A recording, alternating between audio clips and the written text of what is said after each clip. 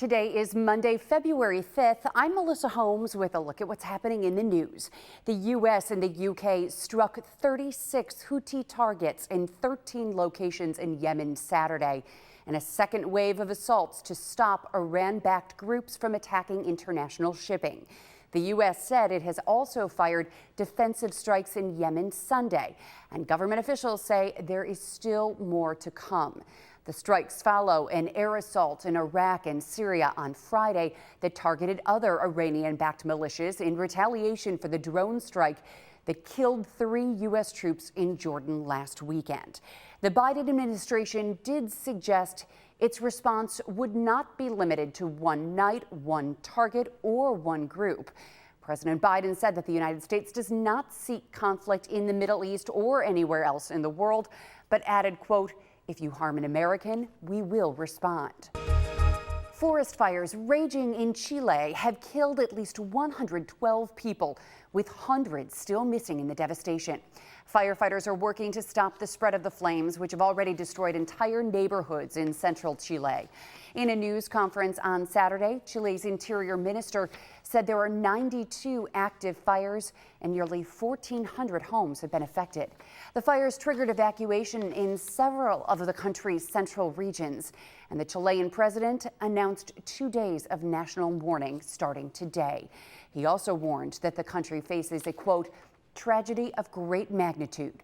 This comes almost exactly 1 year after wildfires swept through the country during a record heat wave, killing 24 people. U.S. senators released a highly anticipated $118 billion package that pairs border enforcement policy with wartime aid for Ukraine. It's part of an effort to push the package through heavy skepticism from Republicans, including House Speaker Mike Johnson. The proposal is considered the best chance for President Joe Biden to resupply Ukraine with wartime aid. The Senate is expected to hold a key test vote on the legislation this week. The White House issued strong statements strongly supporting the bipartisan agreement. President Joe Biden easily won the South Carolina Democratic primary over the weekend, garnering more than 96% of the vote. At the state fairgrounds, Rachel Ripp gets reactions to President Biden's victory.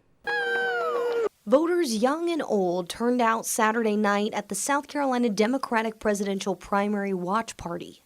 A historic night for the Palmetto State, the first presidential primary in the nation. Hearing us talk about, the hands that pick cotton or the hands that are now picking presidents.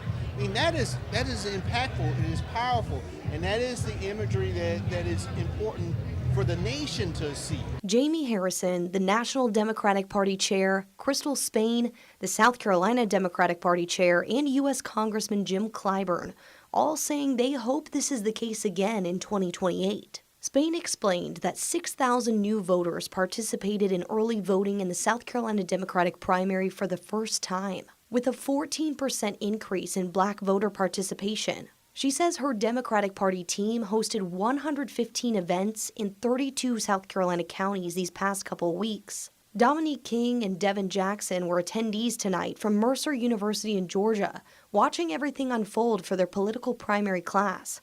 I do think it's been nice to see that people still have hope and people still believe that the country is capable of change. Clyburn spoke about how he and Biden have been working to make the greatest parts of America affordable and accessible, as well as unifying the country. Disagreeing doesn't mean we can't get along. It means that we will find a way to come together and succeed in our efforts. South Carolina voters saying they're energized after this monumental night. Parts of California got hit with heavy storms over the weekend, causing widespread damage in the state. The strong winds and heavy rain caused power failures, mudslides, and street closures. Wind gusts in some areas reached up to 60 miles per hour, downing trees and power lines. Evacuation orders were issued in many cities, mostly for low-lying areas likely to flood and already badly impacted from prior storms. Jasmine Ramirez spoke to people living in some of the most flood-prone areas in San Diego who are trying to prepare for the next round of flood damage. People living in southeast San Diego are still cleaning up from the floodwaters that came through 2 weeks ago. It's nerve. It works your nerves a little bit because you're not sure if it's going to happen again. We're just trying to prep as much as I can. Today, Andrew worked to create a barrier to protect his home from flooding. The National Weather Service is predicting this new storm will pack a punch. Thank you, San Diego. Together, we will get through this. Tonight, the mayor and other public safety officials held a press conference. They're urging the community to get prepared.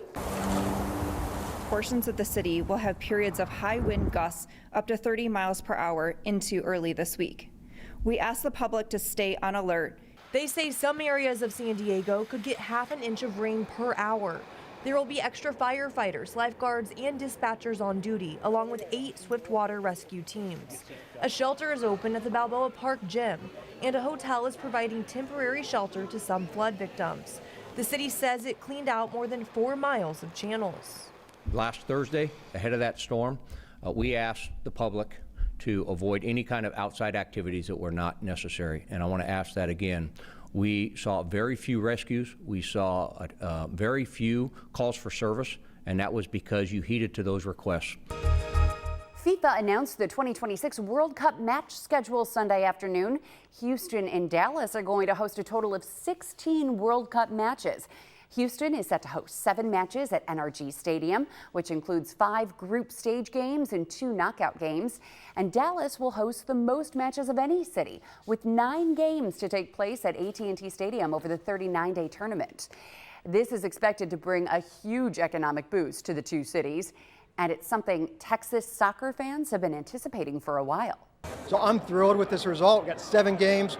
We're playing 1 game every 2 or 3 days here. It's going to be a phenomenal month of soccer here and really do an amazing thing for sport in this city. In addition to the matches in Texas, the first U.S. match will be at SoFi Stadium in L.A., and the final will be at New Jersey's MetLife Stadium on July 19th.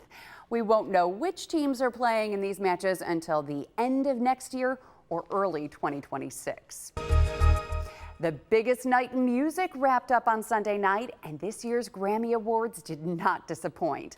Trevor Noah was a hit as he hosted for the 4th time, but it was the women who shined, taking home the night's top honors.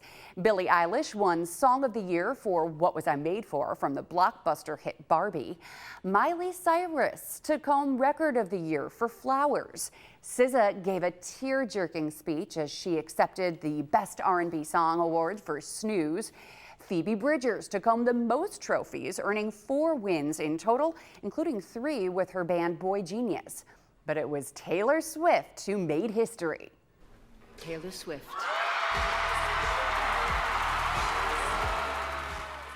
She became the first artist to win Best Album of the Year 4 times, this time for her album Midnights.